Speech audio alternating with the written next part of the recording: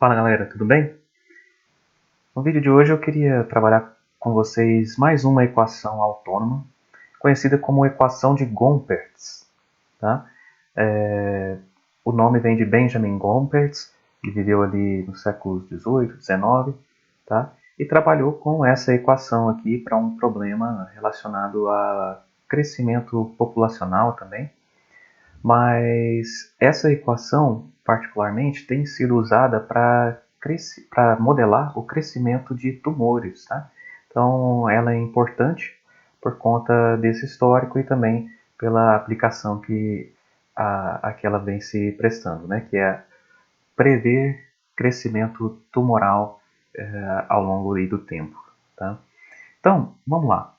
Ela é uma equação autônoma, equação diferencial autônoma, por quê? Porque a derivada, né, de y, que é a função que eu estou procurando, né, que pode representar aí tanto uma população quanto uma população de células, no caso do tumor, né? Em função do tempo, eu tenho essa derivada sendo igual a uma função que só depende de y, né, da própria função. Então, a derivada depende apenas aqui da própria função. Eu tenho y aqui e aqui ln de k sobre y. Né? Bom, eu vou resolver essa equação para a gente encontrar, então, qual é essa função y. Né? Bom, vamos ver. Ela é uma equação que, se vocês observarem outros vídeos aí, como aqueles que eu trabalhei, o crescimento logístico, ela é uma equação separável. Tá? Então, temos aqui que eu posso colocar do lado esquerdo dy sobre y, ln de k sobre y, e aqui do lado direito sobra só r vezes dt. Tá? Com isso, eu consigo fazer a separação e fazer uma integração aqui dos dois lados, né? Aqui em dt, do lado direito, e do lado esquerdo em dy, e aí eu consigo encontrar y. Só que veja, aqui do lado direito, eu conheço a integral aqui. R é uma constante, tá? K também é uma constante, né? Mas se eu integro aqui, eu tenho r dt, integral de r dt, r é constante, sai para fora da integral, pode sair, né, para fora da integral. Integral de dt é t mais uma constante. Do lado direito está simples. Do lado esquerdo, eu vou ter que trabalhar aqui para eu conseguir fazer essa integração. A minha sugestão aqui para vocês, vejam se vocês concordam. Vou chamar de u igual u, eu vou chamar ln de y sobre k. Por quê? A gente vai ver. Se eu chamo de u essa expressão aqui, essa função ln de y sobre k, veja que du, a derivada de u com relação a y, vai ficar igual a derivada do logaritmo 1 sobre o que eu tenho aqui, a expressão para a qual eu estou calculando esse logaritmo. Então, fica 1 sobre y sobre k, e pela regra da cadeia eu multiplico isso por 1 sobre k. Tá? Então, fica du igual a 1 sobre y sobre k, vezes 1 sobre k dy. Mas veja só, k com k aqui acaba cancelando, e eu fico com du igual a dy sobre y. Tá? Então, veja só, du igual a dy sobre y. Mas veja só, aqui eu tenho ln de k sobre y. Né? Eu fiz aqui u igual a ln de y sobre k. Só que ln de y sobre k é a mesma coisa que ln de k sobre y elevado a menos 1. Pela propriedadezinha aqui do logaritmo, eu posso trazer esse expoente para cá, para multiplicando o ln de k sobre y, então eu fico com u sendo igual a ln de y sobre k, mas também igual a menos ln de k sobre y, que é o que eu tenho aqui. Então, quando eu voltar lá para a minha equação, eu vou substituir dy sobre y, tá? Por du, que foi o que eu encontrei aqui. Então, eu fico com du no numerador. E ln de k sobre y vai ser menos u. Então, fico com du sobre menos u igual a r dt. Bom, agora, quando eu faço a integral, aí sim eu conheço aqui. Menos, fica a integral, menos a integral de du sobre u. E aí, integral de du sobre u é ln de u. Mais uma constante. Do outro lado aqui eu tenho rt mais uma outra constante. Eu embuti essas duas constantes aqui em C1. Maravilha! Agora eu faço ln de u igual a menos rt. Estou multiplicando toda a equação por menos 1. Então ln de u igual a menos rt menos C1 eu chamei de C2, tá? Uma outra constante. Bom, agora se eu faço e elevado a ln de u, eu fico com 1, e aqui do lado direito eu fico com e elevado a menos rt, que multiplica e elevado a C2, e e elevado a C2 eu chamei de C3. Então, u igual a C3 vezes exponencial de menos rt. Muito bem, então, agora eu vou voltar, eu tinha feito u igual a ln de y sobre k, então ln de y sobre k, que eu estou procurando é a função y, ln de y sobre k igual a C3 e elevado a menos rt. Então, y sobre k, tá? De novo, vou fazer e elevado a ln de y sobre k, dá y sobre k. E do lado direito fica e elevado a C3, que multiplica e elevado a menos rt. Então, C3 e elevado a menos rt está aqui no expoente, tá? Dessa exponencial. Bom, y então é igual a k, né? Passei aqui multiplicando, k e elevado a C3 vezes e elevado a menos rt. Que é igual, veja só, a k, quando eu tenho aqui no expoente uma multiplicação, o que eu faço? Eu posso reescrever isso daqui como e elevado a C3, tá? E e elevado a C3 elevado a e elevado a menos rt, tá?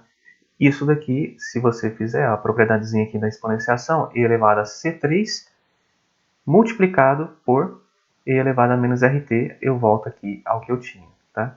Então, só reescrever aqui, ó, porque eu vou agora aplicar a condição de inicial, tá? Probleminha de valor inicial, y de 0 vou chamar de y0, tá? Então, para t igual a 0, o que eu tenho? Para t igual a 0, aqui nesse expoente aqui, ó, eu fico com 0, e elevado a 0 é 1, então eu fico com e elevado a C3 elevado a 1, que é e elevado a C3. Então, k e elevado a C3 é igual a y0, então e elevado a C3, que é essa expressãozinha que eu tenho aqui, essa constante e elevado a C3, que eu poderia ter chamado de C4, tá? Isso é igual a y0 sobre k. Então, a minha função y, em função do tempo, é igual a k. Vou voltar aqui, tá? Para substituir e elevado a C3. K e elevado a C3 é y0 sobre k. Tá? Tudo isso elevado a e elevado a menos rt. Bom, vamos ver se... Só conferir. Para t igual a 0, eu tenho rt menos rt aqui fica tudo 0. Então, e elevado a 0 é 1. Então, k que multiplica y0 sobre k elevado a 1 fica y0 sobre k, corta. Então, y de 0, de fato, ficou y0. Vamos ver o que acontece agora, o comportamento para quando t tende ao infinito? Bom, para quando t, né, o limite de yt, para quando t tende ao infinito, essa exponencial, que é o que tem a dependência aqui em t, essa exponencial ela vai a 0. Tá? y0 sobre k elevado a 0 é 1. Então eu fico com k que multiplica 1, que é igual a k. Vamos ver lá no Maple como é que fica? Bom, vamos passar aqui para o Maple. Aqui no Maple, eu havia plotado, veja só, para k igual a 1000, tá? Então a população aqui, limite, né, seria 1000. y0 igual a 200, então eu começo aqui com 200 indivíduos na minha população, e a minha taxa de crescimento aqui vai ser de 0,5. Beleza? Fazendo isso, ó, eu coloquei aqui a expressãozinha que eu encontrei para y de t, fico com k que multiplica y0 sobre k, tudo isso elevado a exponencial de menos rt. Estou plotando para t de 0 até 15 e para y de 0 até k, que é 1000 mais 200, então até 1200. Então encontrei essa expressãozinha aqui para essa forma, né, para o meu crescimento populacional. Tá? Vamos colocar agora para y0 igual a um valor acima de k. Vou colocar 1200, tá? Então agora eu tenho um valor acima de k. Vamos ver o que acontece? Olha só, eu começo com 1200 e vou para a minha população aqui, limite, que é para t tendendo a infinito, a população tende a K, né, que a gente viu lá. Então, vou para 1000. Por que isso acontece? Veja só. Se a gente olhar aqui para a expressãozinha de dy a dt, para equações autônomas eu posso fazer esse tipo de avaliação. Olha só. Eu tenho aqui dy a dt é isso daqui. R que multiplica y, que multiplica ln de k sobre y. Vamos plotar essa expressão, essa funçãozinha de y. Tá? Deixa eu colocar aqui. Olha só. Vou plotar R, y, que multiplica ln de k sobre y, para y igual a 0 até k mais k sobre 2. Então, eu vou para a população, né, y igual a 0, até k, que é 1000, mais k sobre 2. Então, dá 1500. Veja só, se minha população inicial for abaixo de k, que é essa regiãozinha aqui, eu tenho uma derivada que é sempre positiva, né? Aqui é a expressão para dy a dt. Então, eu vou ter sempre um crescimento. Tá? Mas como é que vai ser esse crescimento? Aqui, ó, abaixo aqui de cerca aqui de 400, um pouquinho abaixo de 400, eu vou ter um crescimento que é positivo, né? A gente está tendo aqui positivo, positivo, positivo, só que ele é cada vez mais positivo, na verdade. Tá? Eu vou fazer aqui com mais calma, talvez nos vídeos anteriores não tenha ficado tão claro. Esse crescimento é positivo, mas ele é cada vez mais positivo. Então vamos colocar aqui novamente uma população y0 igual a 200. Vamos colocar 100 para ficar diferente. Então, comecei aqui no 100. Ele é cada vez mais positivo até cerca de 400, lembra? Olha só o que acontece aqui. Eu tenho para y de t um ponto de inflexão em torno aqui dos 400 indivíduos. Por quê? Porque aqui, ó, a derivada ela é positiva, tudo bem, mas a partir do momento aqui ela deixa de ser cada vez mais positiva. Eu tenho um ponto de máximo aqui, ela é máxima aqui para esse y igual a por volta aqui de 400, tá? Vamos usar a ferramenta aqui que a gente tem. Ó, eu estou com um ponto de máximo aqui, ó, por volta de 370, tá? Isso, por volta de 370. 380, 182, tá? Poderia até calcular aqui exatamente, mas aqui por volta de, vamos falar 400? Por volta de 400 eu vou ter um ponto de inflexão aqui na curva de y. Na curva de dy a dt, o que eu tenho é um ponto de máximo. Tá?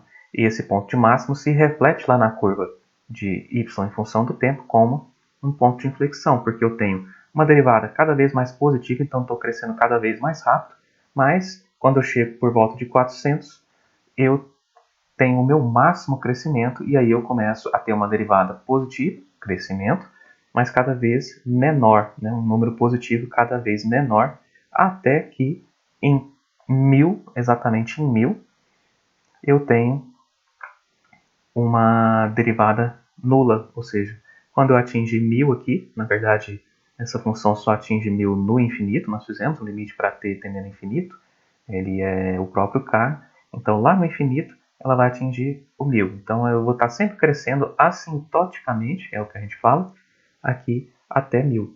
Assim, na prática, para t aqui grande, por exemplo, vamos colocar aqui uma taxa um pouquinho mais forte aqui de crescimento, olha só. Olha lá. Eu já assumo aqui que eu estou em 1000, mas na verdade aqui eu ainda não cheguei em 1000. É um crescimento assintótico aqui em torno de 1000. Tá? A diferença vai ser muito pouca aqui com relação a 1000. Você vê que a gente já tem aqui uma estabilização da população. Isso para valores de y0 entre 0 e 1000, tá? Entre 0 e k. Para valores acima de k, que foi o que a gente colocou aqui, vamos colocar um outro valor. Vou colocar k mais 500, porque eu vou colocar aqui y0 igual a 1500. Tá? Então, para y0 igual a 1500, o que eu tenho? Eu estou na região aqui, ó, acima de k, para a população y. Né? Então, eu estou aqui acima de k, então o que acontece? Eu tenho uma derivada que é negativo. Então, eu vou tendo um decrescimento da população, eu vou voltando para cá. Então, se eu tenho decrescimento, ela vai ficar cada vez menor e a derivada, o que acontece com ela? Ela fica negativa, mas cada vez em módulo, né, menor. Aqui eu tenho um decrescimento bem rápido. Conforme eu vou aproximando de 1000, a população limite, eu tenho um decrescimento cada vez menor, até que no limite, quando t tende a infinito, y vai para 1000. Então a derivada vai a zero quando y igual a 1000, no infinito. Né? Então ela para de crescer. Um crescimento assintótico, quando y0 está abaixo de k, e para y0 maior que k, a população inicial maior que a população limite, eu tenho um decrescimento assintótico aqui. Beleza? Bom, espero que vocês tenham gostado. Se gostaram, dê um like, curta esse vídeo, compartilhe com outras pessoas, compartilhe o nosso canal, se inscreva no canal para que a gente possa crescer e levar esse conteúdo para mais pessoas. Beleza? É isso aí por hoje. Bora estudar!